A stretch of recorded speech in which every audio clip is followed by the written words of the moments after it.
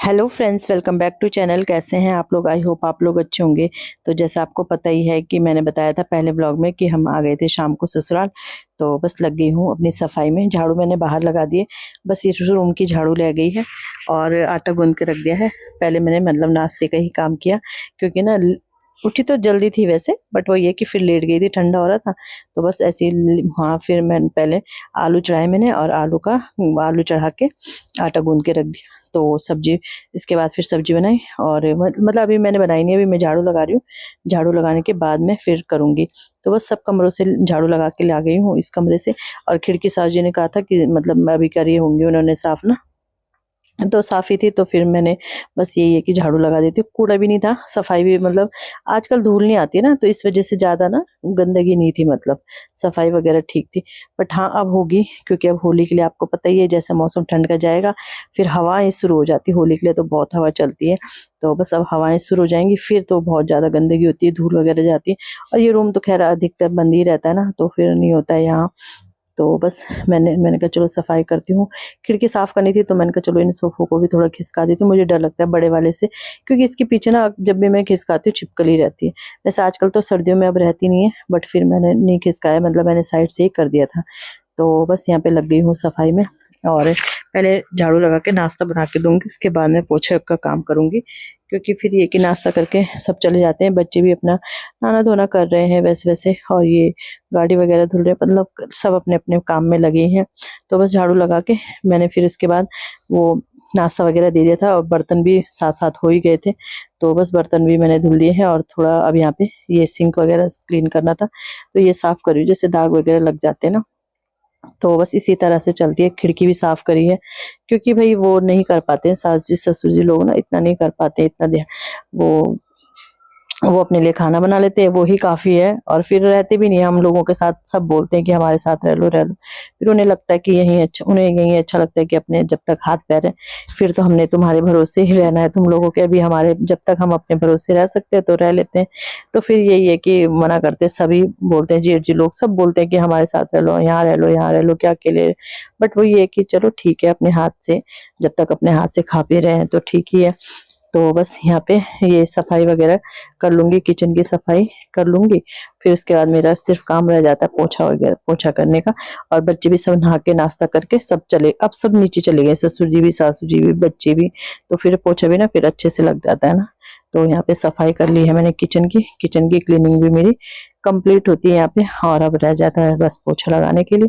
तो चलते हैं पोछा लगाने। तो सब कमरों से पोछा लगा के मैं आ गई थी। और ये पता नहीं क्या देख रहे थे, कुछ देख रहे होंगे शायद। बोल रहे थे हाँ कि गम वो गिर रखा है। मैंने कहा हाँ, वो मुझे पता है गिर रखा है, मैं उठा रही हूँ। तो बस यहीं पे सोफे भी उनकी जगह पे रख दूंगी और सफाई कर दूंगी। तो बच्चे और बूढ़ों को खुश करने का तरीका सिर्फ ये है कि उनको टाइम पे नाश्ता देना चाहिए। ये तो जैसे पहले मैं झाड़ू पोछा करती फिर नाश्ता बनाती, तो टाइम हो जाता है ना, अच्छा नहीं लगता। और फिर हमारे भरोसे पे बैठे हैं तो फिर अच्छा भी नहीं लगता। हाँ, जब वो अपने आप रहते हैं तो फिर वो खुद ही मतलब टाइम से खा लेते हैं। तो फिर मुझे मतलब यही रहता है सबसे पहला। और कभी आपके सास ससुर हो या बच्चों, कभी शिकायत नहीं होगी अगर आप टाइम से खाना दे रहे हो। अपना काम तो ये है कि चलो करते रहो करते रहो।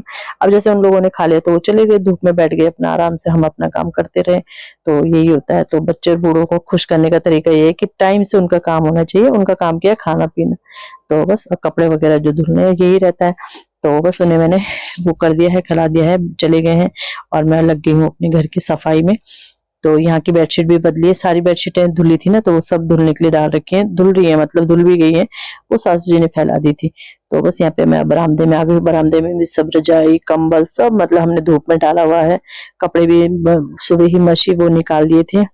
बेडशीट वगैरह हमारे रूम की और बैठक की। अपने रूम की तो खैर धुलते रहते हैं वो लोग। तो बस यही है। तो यहाँ पे मैं पोछा लगा रही हूँ। और ये तो लगे हैं ऊपर नीचे, पता नहीं किस किस काम में लगे ही रहते हैं।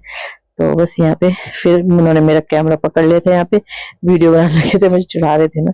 तो बस यहाँ पे पोछा मार के, और लास्ट में मैं उधर वो जैसे मशीन लगती है, फिर वो उसके बाद में वहां पे वाइपर वगैरह मार के साफ हो जाएगा। तो मिलती हूँ फिर आपको आगे।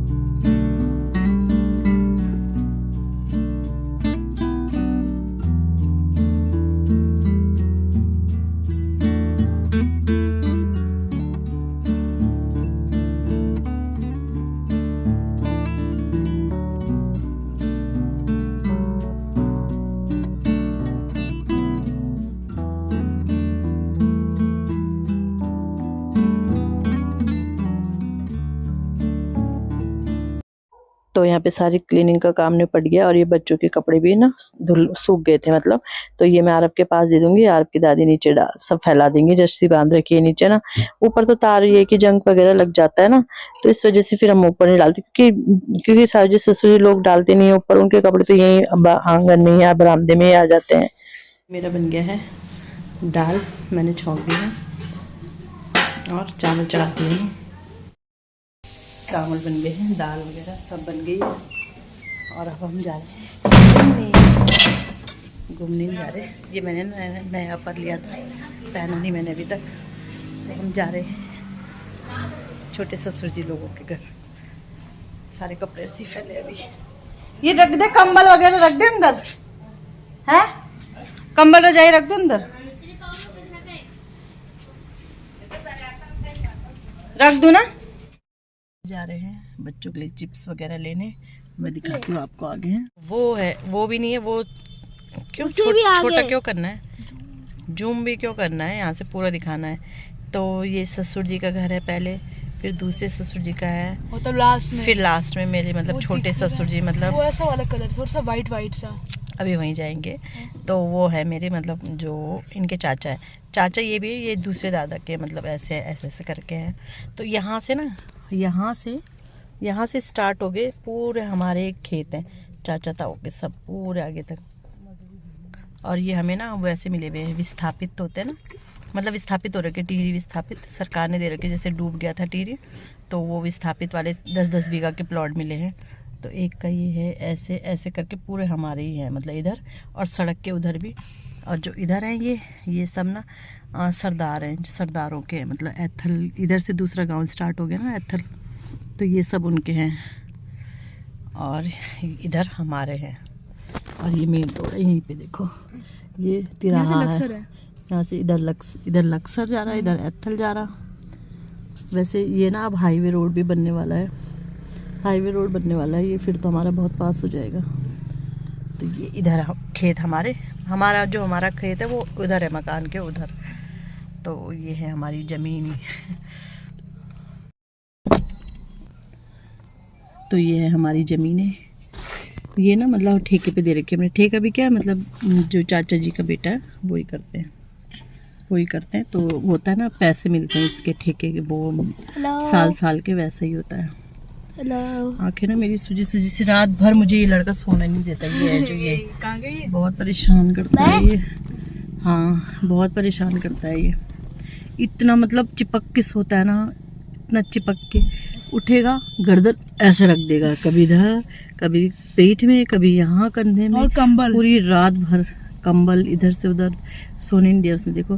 और फिर मैं सुबह तो उठ गई थी जल्दी, फिर सोई, फिर उठी, फिर चाय, मतलब ऐसी नींद आई, फिर मुझे सीधे, फिर मैं लेट में उठी। सुबह मैं सोच रही थी कर लूँ झाड़ू पोछा, पर सब अपने अपने कमरे में सो रखे थे, झाड़ू पोछा क्या करना था।